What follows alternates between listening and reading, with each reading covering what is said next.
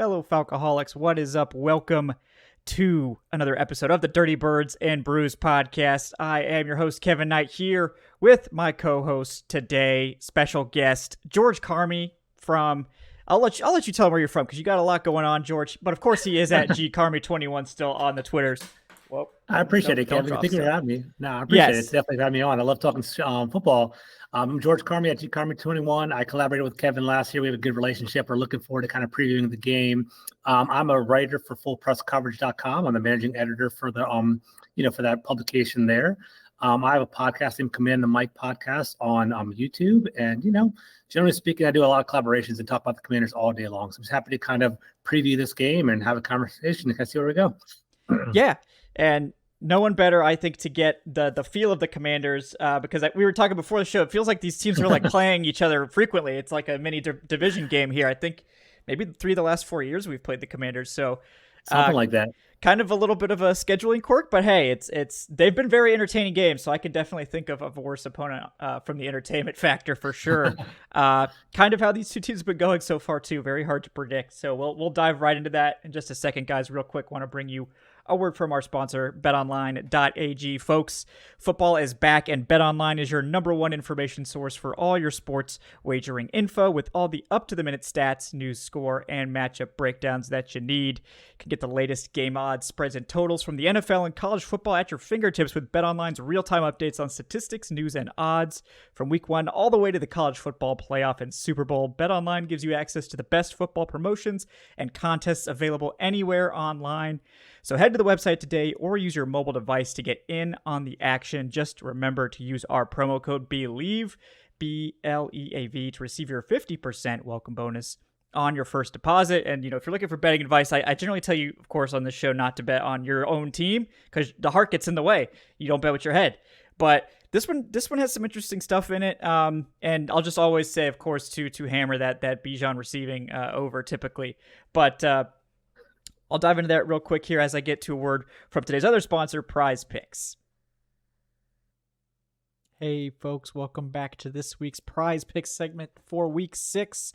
Got another set of bangers. Hopefully we'll do better than we did last week, right? Before we get to that, I do want to remind you folks about Prize Picks, which today's show, of course, is brought to you by Prize Picks. Is a skill-based daily fantasy game where you pick 2 to 6 players and decide if they will go more or less than their Prize Picks projection. The more players you pick, the more you can win, all the way up to 25 times your money on any entry. And at Prize Picks, you're not competing against other people like on other daily fantasy platforms. It's just you versus the projections. Prize Picks also has a generous promotion schedule, including weekly promotions like Taco Tuesday and Flex Friday, so make sure to check back during the week for those. It's also not just NFL stuff. They offer projections on any sport you watch: NBA, MLB, NHL, PGA, college football, whatever. It's all there, and Prize Picks entries can be made in 60 seconds or less, and they offer fast withdrawals. It's that easy.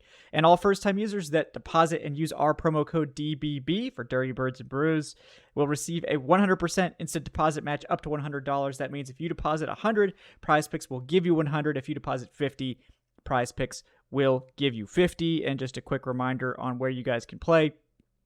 Prize Picks is daily fantasy, so it's available in 31 states, including Washington, D.C., and most of Canada. It's the best way to have action on the game in states like California, Florida, Texas, Georgia, notably, and over 70% of the United States. So this week's picks, we're going back to the well. I got off of Bijan's receiving, and that was a mistake, obviously, because it didn't hit, but this week we're going back to it. We got Bijan more than 24.5 receiving yards. He's had less receiving yards than that one time. That was last week, coincidentally. But with the rest of the passing game clicking, they didn't have to rely on Bijan quite as much. I think this week against a very good Commanders pass rush, they're going to be more likely to hit the dump off to Bijan in this one. And I think, as you know, he can take any catch for big yardage. Also going back to Younghoe Koo, who has had his number adjusted up to 7 fantasy points. It used to be 6.5 for the first 5 games. So a little bit of acknowledgement that Koo's probably hitting that. Last week he had at least 3 opportunities for field goals taken away by the offense's miscues. And I think they're going up against a good red zone defense in Washington. So I think Koo will definitely be able to put a pair of field goals and maybe an extra point or 2 up on the board. And that's all you need to hit that 7 number. So more than 7 kicking points for Younghoe Koo. And then on the Washington side of things, I'm going to go with Logan Thomas, who has actually been sort of a featured part of Washington's passing game. The Falcons have had a propensity to give up some yardage to tight ends, give up some big plays to tight ends. We've seen Sam Laporta do it. We saw Dalton Schultz and taking Quintoriano last week. And we saw, Hayden Hurst have his best game of the season in week 1 against Atlanta. So Logan Thomas, more than 36.5 receiving yards, I think, is one of the better ones I like on the Washington side of things. He's been one of their more consistent pass catchers as well, just from that angle. So guys, feel free to use mine or pick your own. Just remember when you sign up to use our code DBB for that 100% deposit match up to $100. Thanks again to Prize Picks for sponsoring today's episode. All right, we're back with George Carmi here on the Dirty Birds and Brews podcast. George, before we dive into the matchup specifically, just want to get your temperature sort of on the Commanders through 5 games. These 2 teams both started out 2-0. Both went on a little 2-game skid, and the Falcons won last week. The Commanders had that Thursday night football game from hell. So I'm sure that was not great. On this. Exactly. Yeah.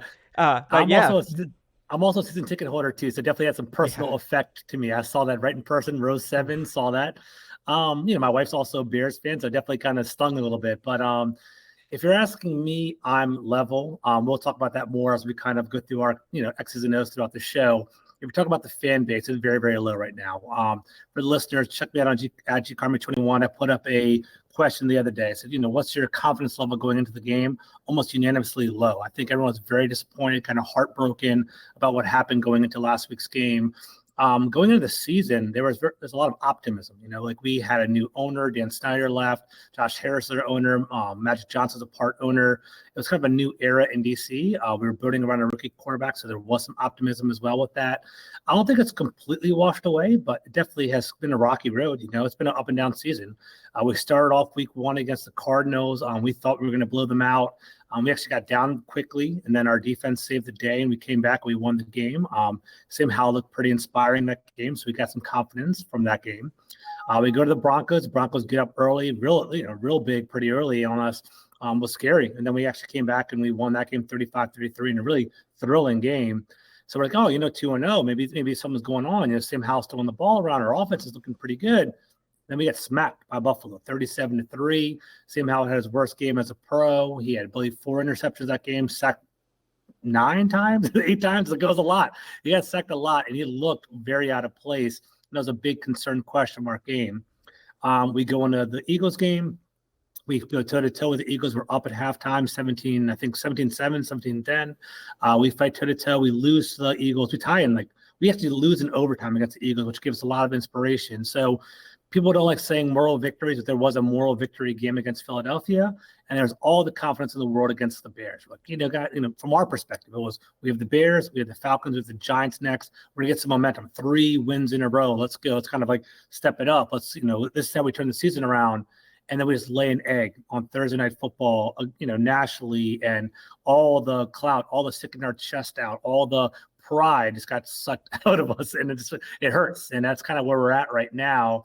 And we'll talk about it more. So I don't want to keep talking, but I hope that the players got embarrassed. I think they did from what we kind of are gathering around here, and they should be more focused going into the Atlanta game. Yeah, Thursday Night Football is always kind of wacky too. It's a difficult place to play. You don't have a lot of time to prepare, and I think that it seems like the Washington defense might have already been sort of reeling going into that game with some secondary shifts and some things like that. So just maybe things compounded against the Bears, who weren't necessarily known for their offense going into that game. But again, you never know if it's like, oh, is this a sign that we're really bad, or is this a sign that they're actually about to be thought of as really good?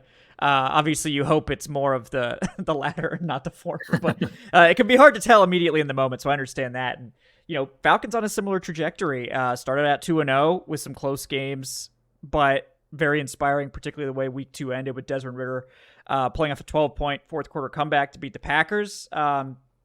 Same thing happens to the Falcons in Week 3 that happens to the Commanders. Desmond Ridder gets sacked, I think, 7 times in the game.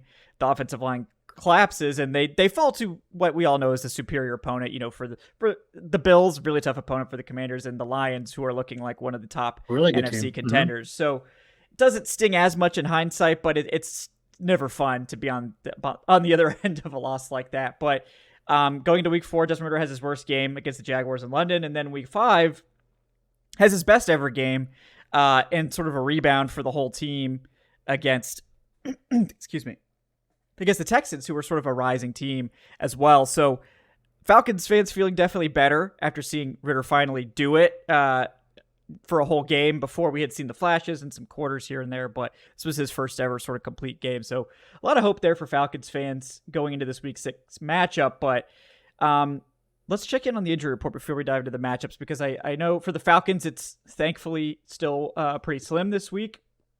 It looks like the only player that was limited today was right tackle Caleb McGarry, who did leave last week's game, only played about 50% of the snaps. He's been limited 2 days of practice. And then we've got tight end Jonnu Smith and defensive end Bud Dupree returning to full practice, along with defensive end Calais Campbell, who was just resting on Wednesday. How are things looking over in Washington? I know there were some injuries early, but I haven't gotten a firm glimpse since maybe a few weeks ago. So it's a mixed bag. So if you're looking at the weekly report, I'm looking at it right now, right there with you. Curtis Hodges is a reserve tight end. He's not going to play a major role in the game anyway. Same thing with Christian Holmes. Charles Leno's our starting left tackle. He's been pretty steady as a left tackle, and he's been pretty consistent in regard to starting. I think he has like 34 straight starts. He'll be fine. F.A. Abada's coming off of injured reserve, and Curtis Samuels will play full participant as well. So for like the day-to-day, that's good. For long-term, there is a concern. I don't know if you caught it over in Atlanta yet, but we had Derek Forrester starting free safety. He was a pretty solid free safety, one of our turnover machines for our team last year. He has a fractured shoulder, and he basically is on injured reserve. He's not going to be playing. He's not going to be playing for at least 4 weeks, and they're concerned that he might even not play for the rest of the year. They're hopeful that he'll come back 8 weeks from now or something like that. We like his speed in the back end. The way Washington plays defense is Cam Curl will drop down more sort of in the box, more like we call dime backer or Buffalo Nickels, we call him in DC. And he was actually, for us, he kind of had a rough year so far. He's been pretty good, but there's been some lapses. Obviously we're at 30 points per game, but he's gone. So we have a reserve. We're gonna have a reserve safety back there. And the other one, it might not necessarily show up on the stat sheet, but Jeremy Reeves, he has a partially torn ACL. He's a reserve safety. So Washington's down a couple safeties over there. But the bigger issue is Jeremy Reeves was an all-pro special teamer. He was our gunner on special teams. He called the plays. He was, he actually was pretty significant in that regard. So we're losing our best gunner on special teams. We're losing our starting free safety. And I don't know if you want to go into the ripple effects. Do you want to talk about that right now? Or Sure, yeah, go for it. Okay, so the way it's going to work is that the ripple effects is that Derek Forrest is going to be he's gone. So Cam Curl will take the one safety position spot. The other spot's going to be kind of up for grabs. Like currently, Percy Butler's been starting there. He's done a pretty decent job. He's had ups and downs. He's a second-year player. I like his speed. I like his instincts, but he still has a rookie growth. And then Quan Martin, who was a second-round pick, a very polarizing pick in DC, because he's more of like a free safety nickel kind of like hybrid player. And he basically was a second-round pick, and we needed offensive line help, but we selected him. And so far this year, he hasn't played not one snap on defense. He's more like a special teams player. Like people are saying, he's a bust. What's going on with him? People are not really happy with him. But now he's being thrust into a depth role, and he's going to play. And then we'll talk about Emmanuel Forbes, who's our first-round picks, and he's been kind of up and down too. So 2 novice players on the defensive end. We're kind of worried about that with a reeling defense right now too.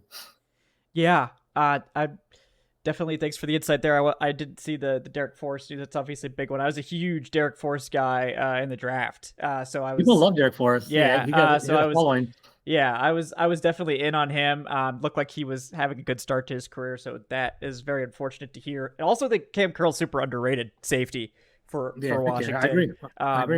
I feel like he's one of those guys people don't really know about, but if you ever watch the Commanders, you can see him pop. But yeah, that's a great segue into these matchups. And you mentioned it, the Commanders defense. Like I was shocked because I this was one of my defenses that I was like, oh, I think this is gonna be a really good defense this year. I want to take this defense in fantasy like later, because I think they're gonna create a lot of sacks and opportunities for turnovers, and it hasn't turned out that way. Is that mostly has that been an injury thing? Has that been Jack Del Rio, somehow? I know there's a lot of takes on that, but what do you think the main issue that you would circle to for the Commanders' defensive struggles?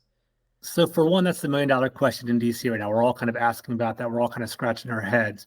My answer would be like synergy, right? I think the offense, like in the front, our defensive line is not necessarily coexisting with the back end. There's a lot of talent. I think we have 6 first-round picks on our defense.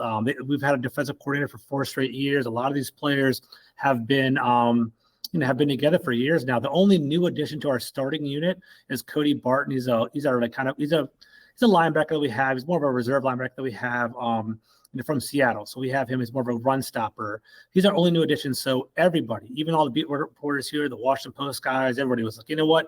Washington defense is going to be elite. They have I think they were 7th overall last year, adding a first-round pick. Chase Young is coming back. He's going to play.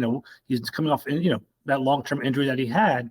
They thought there was going to be a lot of growth. And I will say we have played some pretty good teams. We played Philadelphia, played Buffalo. That's pretty solid. Denver, we'll throw that out the window. And Justin Fields, I can't believe Justin Fields. Like I'm the biggest biggest antagonist against Justin Fields. I can't believe he had that with us. But it's schematic is what I'm thinking, because for those of you that I hope you start following me as well and kind of pay attention to what I'm producing. On Tuesdays, I have PFF Nick Akeridge. He's actually he's a big Washington fan. We actually do a show together. We kind of break down X's and O's. And he was walking me through it. And basically, Washington has been playing a lot of man this year. I guess they wanted to kind of work the numbers with, we've had 3 mobile quarterbacks in a row. We had Josh Allen, we had Justin Fields, and we had Jalen Hurts. And I believe they were trying to work that matchup and kind of keep everything corralled and kind of outwork the numbers game. And asking our players to be more attacking and more try to intercept the ball. And it's been a counter effect because they've been going for interceptions, they've been going for knockdowns and giving up explosive plays. For those of you that watch Thursday Night Football, DJ Moore went crazy, 230 yards, missed tackles. It was just ugly across the board. And I'll stop on this. I'll pause on this. Emmanuel Forbes has kind of been a liability in defense. We were worried about that because he's supposed to be a ball hawk. And the question was, he's 165 pounds. How's his game going to translate at the pro level? And he hasn't been very active and very physical in the run game. And that's been kind of a weak link in our defense. Yeah, it's just been so just strange for an outsider that's not getting it. But I know Jack Del Rio's been taking some heat for years. And it seems like that's not cooling down anytime soon. Looking closer, obviously, I think the strength of that defense is the defensive line. And it seems like Chase Young really is having a nice bounce back season, finally healthy. Obviously, Montez Sweat is awesome. There will be many a Falcons fan tweeting at you probably about, hey, what's the asking price for Chase Young? Exactly. And that's a good segue real quick, just a little tangent. What do you think the chances of, say, the Commanders are doing really well or maybe aren't doing very well, that Chase Young is moved in season, or do you think that's more of a potential off-season decision? Truth be told, I think 0% during midseason. I think they're going to I think this whole year is a trial and error. I think with that, we have a new owner. We're kind of doing a self-assessment, kind of watching the team flesh out. That goes for Ron Rivera. That goes for Jack Del Rio. That goes for all the major players on our team. I don't see him being traded midseason. I think from what I've gathered from people that I talked to, the team values Montez Sweat more than Chase Young. They're both going to be free agents at the end of the year.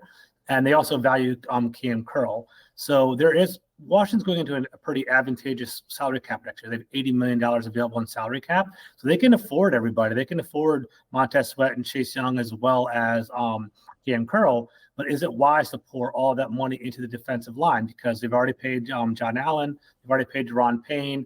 I think they believe both of them have top 10 D tackle money. Or you're going to really flush out the line, especially when you're giving up 30 points a game. Is it really justified to do so? So if I were going to make a bet right now, I think they would long-term Montez Sweat, sign Cam Curl, and maybe franchise tag Chase Young if he basically has a good finish of the year. To give you guys some more context, Chase Young is a physical specimen. He's explosive, but he kind of gets on the ire of the coaches because he's kind of known for freelancing a little bit. You might even see it on the game on Sunday because he is a physical freak. He's like, I'm going to go get the sack. And he basically will try to get the sack, but he won't honor his rushing lanes. And then basically it kind of leaves people susceptible. And we saw that with Josh Allen against the Bills. I don't foresee Desmond Ridder running all over us, but dude, who knows after what we saw with the Bears game?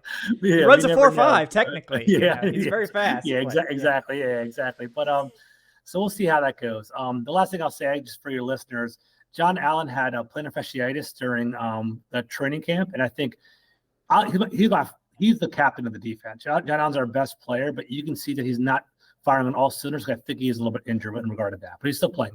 He's fighting through it. Yeah. No, John Allen's, Grady Jarrett, two guys that I think, deserve credit on the interior of their defensive lines for really struggling there sometimes, languishing a little bit. But we'll start. You mentioned the run defense and how that's playing. We'll start there because that's going to be the area where the Falcons look to attack always. And they've had 2 down weeks against pretty good run defense.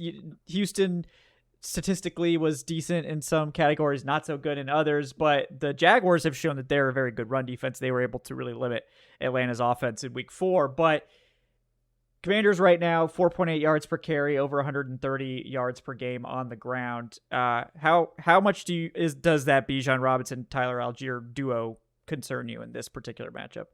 It does concern me. Like, so I'm happy to be on the show because I want to hear from you as well. I do think Bijan Robinson is a very talented player. I think he's very dynamic.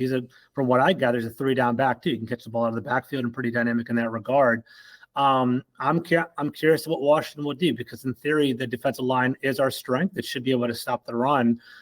We'll see how that goes. Like I said before, John Allen, I'm concerned about the run stopping game there, and I'm concerned about I'm more concerned about rushing lanes, like in regard to the pass rush. Right? Like we've had Jalen Hurts run on us, we had Josh Allen run on us, just the field's a smaller extent. So I'm curious if we can stop the run game. I'd assume Washington's game plan is to take Bijan Robinson out of the game and just have Desmond Ridder try to beat us that way. But we'll see how that goes. So answering honestly, I can't be confident because they haven't really showed us anything yet. So we'll see how that goes. Yeah, because the Falcons are going to test everybody on the defense to see if they can tackle. And on defenses that have a lot of really good tacklers, I think they've tended to struggle more. But I think in Washington, you have some really good tacklers in Kendall Fuller and Benjamin St-Juste. But I think Emmanuel Forbes has been a liability as a tackler. Mm-hmm. Cody Barton seems to have struggled as a tackler 100%. A bit. And then losing Derek Forrest, who I think is a very good run defending safety. It's sort of eliminating some of those guys that you probably could count on more to stop the run, and the Falcons are going to test. They'll run outside zone if they think your corners can't tackle. They'll run up the middle if they think you have a poor interior. That's not really the case in Washington, obviously, but they're going to test you and see if there's a weakness there. And obviously, the thing about Bijan is that he can just turn any run into a positive gain. It doesn't matter how bad it is, and he can turn a mediocre blocked run into a big gain. So that's just what he brings. And honestly, yeah, I would say Bijan as a receiver has been as impressive. Has he been a home run pick for you guys? Are you guys completely happy with him? The first 2 games, I think, without Bijan Robinson, they would not have won. It's okay. Particular, like he just had some plays that it was like, I'm not sure anyone else on this team could have made that play. And that's with guys like Kyle Pitts and Drake London out there who are very good in their own right. But Bijan has been a stabilizing force. And like they clearly trust him as a wide receiver, which I think might be a little premature. The QB school has been doing some stuff on Ridder and his sort of roller coaster season. And he was looking at it and he's like, Bijan Robinson is basically out there running option routes, like as a rookie running back. Rookie. Yeah. And you can tell that's not something he's been asked to do before. So he looks a little hesitant on those. And I think that's a little much to ask from him, but they are confident in him doing that. And once he figures out the finer points of receiver, he's very much going, before the season, I told people this is like, you look at Deebo Samuel and he and Bijan Robinson are almost a 1-to-1 athletic comp. Now Bijan is a much more comfortable runner and is able to taking a lot more carries, and Deebo's a much more polished receiver, but he's that type of player that's just a true 2-way threat. And once he learns the finer points of receiver, I would not be surprised if he's not lined up in the backfield, that if he's just a wide receiver for them at that point. So evolving over time. Yeah. So he's been one of the most fun things week to week to watch, for sure. So I'm excited. Like to be honest, I don't know if you caught it like through my Twitter. I know we follow each other just through the grapevine. He was a hot topic even in Washington. Like we should get Bijan Robinson. We should draft him. And people are really excited about getting him. So I do want to see him live and in person. Is it safe to say that he's the engine that kind of runs the Falcons offense in your opinion, or what do you think? They really rely on a lot of guys, but I do think that Bijan is arguably the most important offensive player right now. Okay. They do still give plenty of carries to Tyler Algier, who they really, who's had a really good game in week 1 and then kind of been the second fiddle to Bijan since then. But he's their grinder. He's the guy that they're going to send out there at the end of the game to run the clock out. At least that's what they would like to do. They haven't really been able to do that much this year. But and he's very difficult to tackle, so you get hit with those two very different running styles. And yeah, I know that's what the Commanders were trying to do too with Brian Robinson and Antonio Gibson. With Brian Robinson, good. Antonio Gibson, exactly right. Not so great so far. So we'll see how that develops on your end as well. But yeah, the Falcons are going to try to lean on the run game as much as possible. But as you mentioned, teams have keyed on that. You look at Houston's game plan, and they basically sold out to the run game, and that's part of the reason why Ritter had a lot of favorable looks. And credit to him, for the first time, he actually saw the favorable looks and took advantage of them. In weeks 3 and 4, he was very hesitant. You could tell that 7-sack game against the Lions got to him a little bit. He looked a little spooked out there, but really stabilized this week. So good for him. He took a lot of heat, a lot of criticism for that week 4 game. I saw that game, and I was wondering if you guys were going to turn it to the Heineke. Well, I was wondering if you guys were even thinking about that. So I was interested. So are you happy with Ritter? Do you think he's going to be? I mean, I think I don't know. I don't want to speak for you, but I mean, do you see long-term planning with him? Do you see the rest of the season with him? Like, what's your vision? What's your interpretation of Desmond Ritter? I mean, going into this season, I was telling people to bet the Ritter overs on passing because they were at 2,000 yards. Vegas was basically assuming he was going to be benched. So I was like, I don't think he's going to be benched. Mm-hmm. And I was telling people, I think by the end of the season, we'll see that he's an NFL player. Like he can run an offense, but I wouldn't make a prediction in terms of, is he a guy that you want to be your starter, or is he a guy that can be your starter? But for a 3rd round pick, you're not upset if that guy just turns into a good backup. The really dark throw, exactly right. So I think he's at least that. At this point, the jury is very much still out on Desmond Ritter. Obviously, it's better to be coming off your best game than your worst game, which week 4 was his worst game. Week 5 was his best game. So, not expecting it to be as good as last week every week, but the Falcons did face some very tough defenses, especially early on in the season. So, I was surprised that this Washington one maybe looks a little bit easier on paper than it is, but that may be another opportunity for Ritter to build back-to-back momentum here in the passing game and also lead to his undefeated home record through college and the NFL, where he is, I believe, now 31-0 at home. Yeah. So if we could just play every game at home, I think we'd be in pretty good shape. We do have 9 home games this year, so maybe we just get a beautiful stadium. I've been there before. It's gorgeous. It's lovely. It's nice. It's lovely. Yeah, it's really nice. Yeah. Mm-hmm. But yeah, moving to the pass defense of the Commanders, we've already talked about it a little bit, but the Falcons do have the weapons. They haven't necessarily been consistent in pass protection. They haven't necessarily been consistent in the quarterbacking. But at the same time, Commanders also have been very inconsistent in the secondary, particularly Emmanuel Forbes. So what's your level of concern for the pass defense? Is it something that you think could just snap into place, or is this more of a, we might have to fix this in the offseason sort of problem? To be honest with you, I do think it could step into place. Like, I'm not trying to be, I'll always be honest on this show. I do think they have the potential to do that. The concern is, I guess, long-term concern is that there's talk about not even starting Emmanuel Forbes. Right? For one, he's more of like our 3rd CB right now. Anyway, we kind of recommend during favorable matchups. But I think they're talking about benching him, kind of like he'll be dressed for the game and then kind of slide him in when they need to. Because I think the NFL is kind of a very creative league where you basically, when there's blood in the water, they're going to keep attacking it, right? So, I'm sure your offensive coordinator, has seen Emmanuel Forbes, if he's on the field, we're going to motion, we're going to run right at him, and we're basically going to, we're going to take advantage of that. And the Bears did that. Actually, a spotlighted a play on one of my breakdowns. It's exactly what they did. I think so. Kendall Fuller had a great season so far. He was a top 5 in PFF until the Bears game. And then Benjamin St-Juste is a pretty solid corner as well. I think they have what it takes. And then Danny Johnson has been a key reserve for Washington for years and years and years. He's a solid player. He'll give up a couple plays, and he'll play pretty like a B minus, C plus, coverage throughout the entire game. So it's kind of funny. It's like Emmanuel Forbes is the ball hawk, but Danny Johnson is the safety net. And I think they'd rather go safety, just make sure it's good, make Desmond Ridder beat us. I think that might be the approach going into the game. And I truly believe, I think Washington's pissed. I think that's the one saving grace. Is you can't be confident at coming off an 0-4 game, but you can be angry. So I think Washington's going to come in pretty focused and might kind of snap it up. The one concern, though, like I mentioned before, that's going to be, let's say Danny Johnson comes out. Let's say there's a new free safety out. Let's say Quan Martin is out. That's a different dynamic. If there isn't good communication, it's going to basically be bad on the back end. Like I said one last time, when I was meeting with the film breakdown on Tuesday with Nick Ackridge, we kind of broke it down step by step, and it was just like little. For some reason or another, Jack Del Rio depended on man coverage extensively. It was like 75% of the game last game, and it was just kind of little slip ups, like just bad discipline, like bad footwork. It was like Percy Butler, you'll see him on number 35 on Sunday.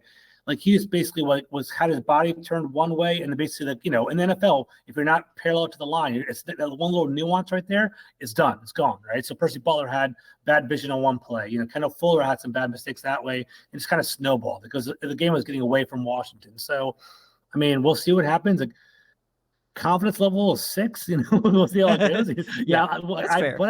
They have the talent. They have the talent, but you can't be arrogant because you didn't see it. You got to see what happens.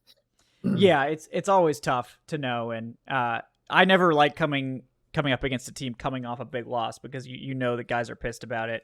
It can be walking into that famous trap game scenario, but I don't know how you could possibly consider this a trap game given that these teams are like one game apart in the standings essentially. So it really shouldn't be a trap game for anybody at this point. But moving on to the Falcons defense again, like I was saying before the show, somehow Falcons defense is good. And we didn't really see this coming, but they're 10th in scoring. They are 7th in total yardage.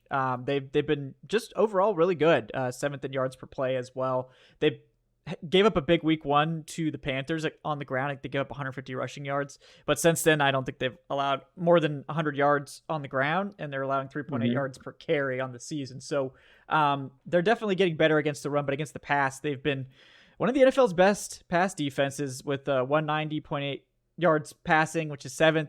And that's with the team having only 5 sacks on the year. They really haven't gotten sacks, although they are, I believe, still 6th in pressure rate. So they're getting pressure on the quarterback, just not bringing him down, which is obviously not ideal. But, the defense for the Falcons is a lot better than anyone expected.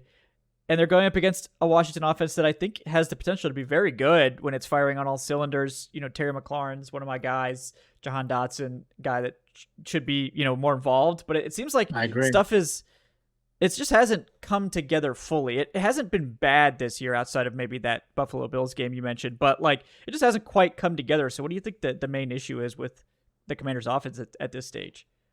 Well, I think just kind of finding themselves. I think, if you consider Eric Bieniemy came over from Kansas City, he's a new offensive coordinator. This is Sam Howell's, 6th start as an NFL quarterback, trying to find his way as well. And to be honest with you, I think the takeaway, I'm happy with Sam Howell. I think he's doing pretty well. He was 3-0 at one point until the most recent slide that he's had recently with our last couple games. I think he's number 7 overall in the NFL in regard to passing yards. He has 1,349. He has 6 touchdown passes, 1 rushing touchdown. If you take away that awful Buffalo Bills game, it's kind of hard to do that. But, if you take that away, he would have 7 total touchdowns, 2 interceptions, and 1,349 yards. It's pretty solid altogether. He actually had 388 yards last game. So he can throw the ball. That, I'll always be frank, though, that it was a little bit diluted because we were playing behind against the Bears. He had to throw the ball. He threw the ball 51 times last game. And that's one thing I do want to address because Eric Bieniemy, we love him in DC. We like the accountability that he brings, but we do kind of feel like he is more too skewed on the passing game. Looking at it right now, he's 5th in the league for attempts, and it's a rookie quarterback who's trying to find his way, and he's just throwing Sam Howell to the fire where he's going out there and throwing it. And to give Sam Howell credit, he's actually doing a pretty good job. But, I honestly think, Atlanta, if you had 5 sacks in the season, you guys are going to get 3 more, at least on Sunday, because I think Sam Howell's still trying to process. I think Sam Howell holds on to the ball a little bit too long, and our offensive line is solid, but it's not elite by any means. If anything, it's subpar. So I think you guys can definitely attack that. Our left tackle, Charles Leno, he's an average NFL left tackle. So like majority of the game, he's going to do a good job, but he's going to give up like 1 real bad sack at the worst time. And then Andrew Wiley, our right tackle, is like, we already want him gone. We got him from Kansas City. We thought he was going to basically be a great addition, and he's been very susceptible. He's been abused throughout the preseason going into the season. So, finishing off my thought, we talked about Brian Robinson, the other B Robinson. He's pretty solid. Like I do like him. Like we do commit the run to him. He's had a couple, I think he has a couple 100 yards. I can pull up the exact stats, 3-4 touchdowns. He's solid, but we don't rely on him. We rely on the passing game. And as you mentioned before, it's funny. You're going to be brought over the Kansas City offense to DC, which is interesting because our offense is very West Coast. It's very quick passing. It's very predicated off yards after the catch, and it's more like a one read. And what's different with Washington, it's kind of like raising eyebrows around here, is instead of force feeding our stars like Terry McLaurin and Jahan Dotson, it's an even distribution. It'll be like Logan Thomas. It'll be like Curtis Samuel. Like you're spreading the ball all the way around, which in theory is smart because in theory a good thing. Everyone's kind of getting involved. But if Terry McLaurin's supposed to be a stud, Jahan Dotson's like, going into the season, we thought we were going to have 2 1,000-yard receivers, and Jahan Dotson's been largely absent. So kind of eye-opening.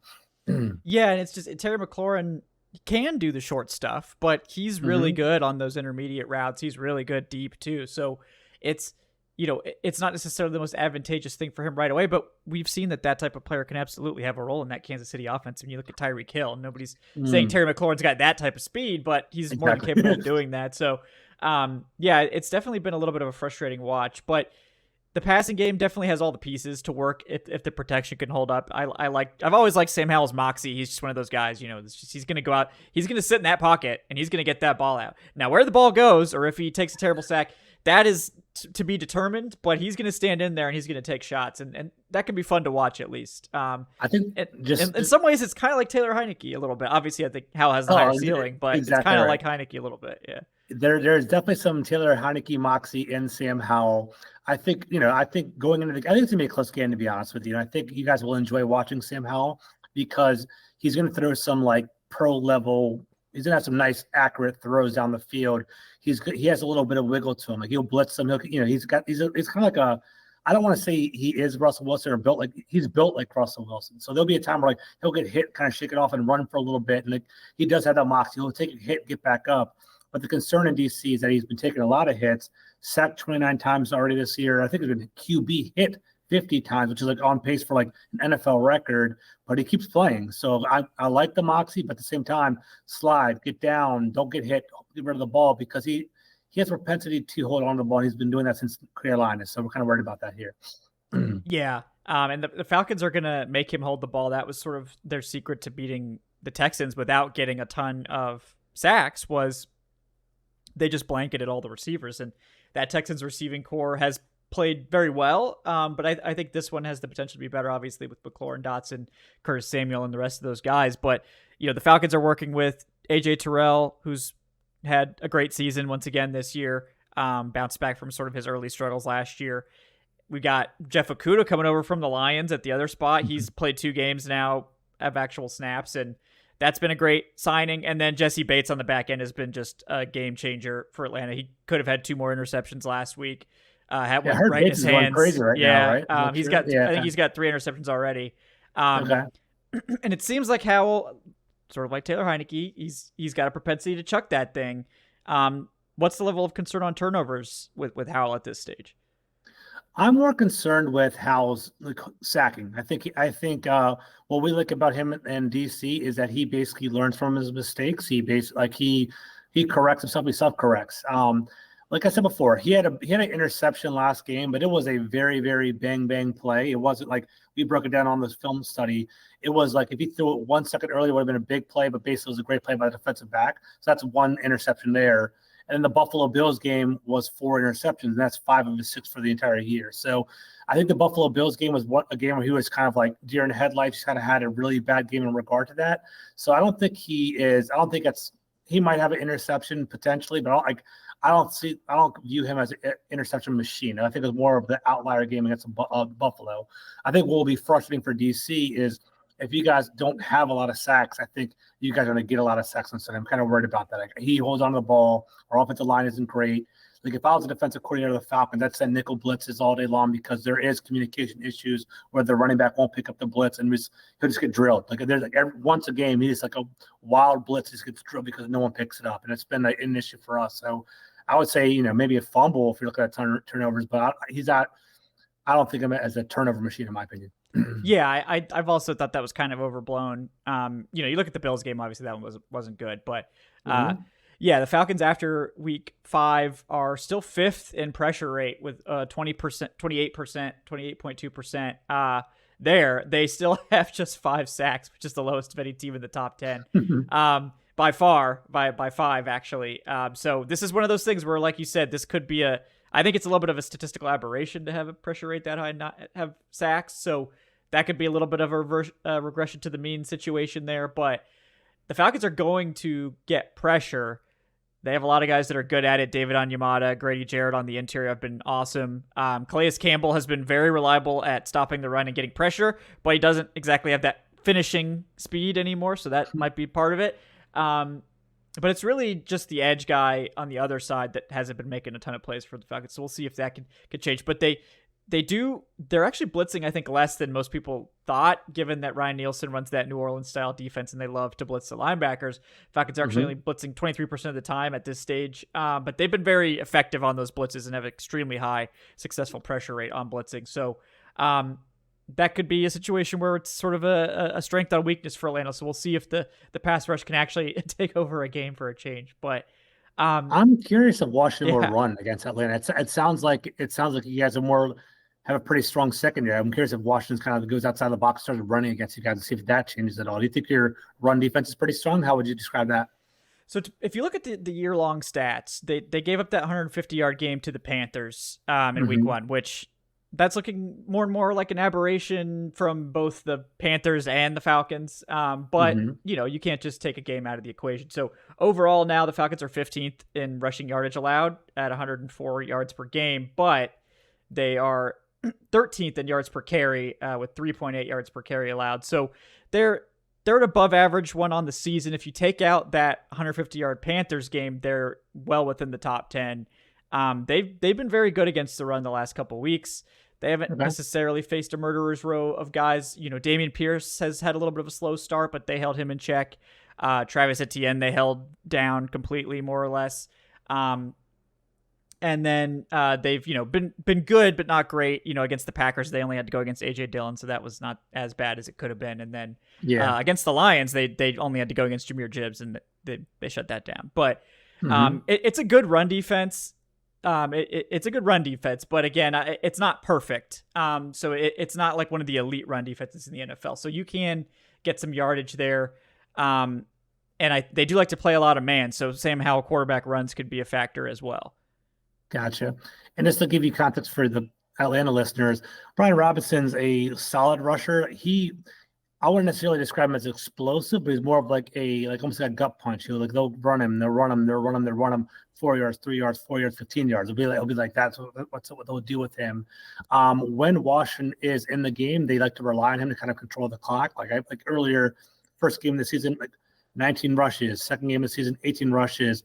Buffalo game got away from them. They basically had to start throwing the ball. Same thing with Philadelphia. 14 rushes there, but he has 3 touchdowns of the season. So he's a pretty solid running back. I think by the end of the season, he'll probably approach maybe 1,000 yards, come close to it. So I can see that. So I wouldn't be surprised if he plays pretty well. Antonio Gibson is more of a receiving back.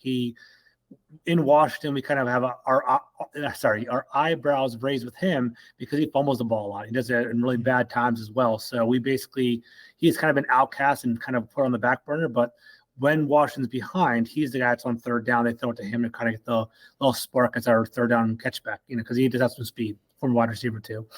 Okay, good to know. Yeah, I know you said earlier that you thought the run game should be more emphasized. And yeah, you look at just the rushing yards per game, it looks pretty anemic, right? Washington's 24th, 91 yards per game, but the yards per carry is a lot better. They're at 4.5, which is 10th. So, I obviously more efficient than it is, than it has volume. So I think you're probably onto something there. So we'll see if that's a matchup that Washington's able to have success with. But yeah, the Falcons, obviously they would like to get out to a lead and try to take the running game out, but they have not really been able to do that outside of the Panthers game this year. So, on that note, it's predicted to be a close game. I think Falcons are just 2.5 point home favorites, which basically means it's a toss up.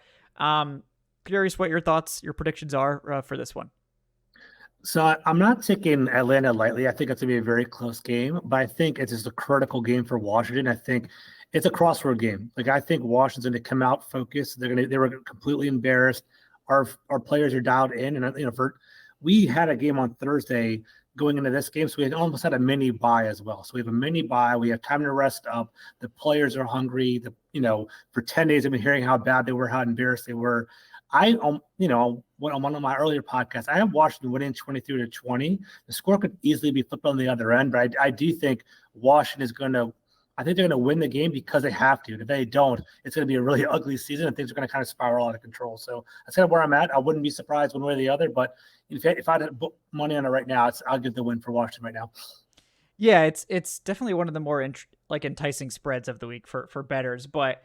Yeah, the Falcons, the one thing it seems like we can trust them to do is win at home. So I won't be picking against them at home until they give me a reason not to. But you're going to get an angry Commanders team who are basically in the situation that the Falcons were in last week, which was like Desmond Ritter's coming off his worst game. The mood has never been lower. You've scored single digits in back-to-back weeks. Like, what are we going to do? Are we going to fall into darkness, or are we going to, get up off the mat here? And they got up off the mat. And this is that same situation for the Commanders.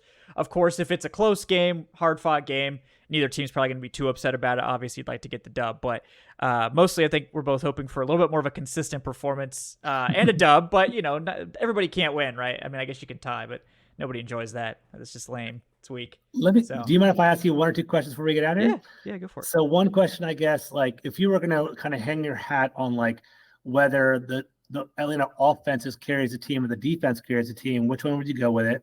And how do you feel about Kyle Pitts and Drake London? Like, they're very intriguing players. I follow them closely going into the draft. We thought Kyle Pitts was going to be a unicorn, but he wasn't really utilized that well last year. Is he being utilized more this year? So I know that's a very deep question, but what do you got right there?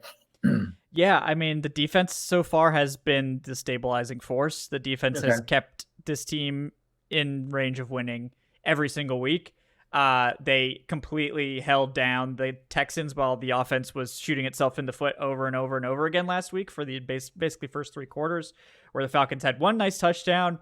Then they had two drives that dumb penalties, including a late personal foul, knocked them out of field goal range on two separate drives. Then they had two drives in the second half where they fumbled the ball away.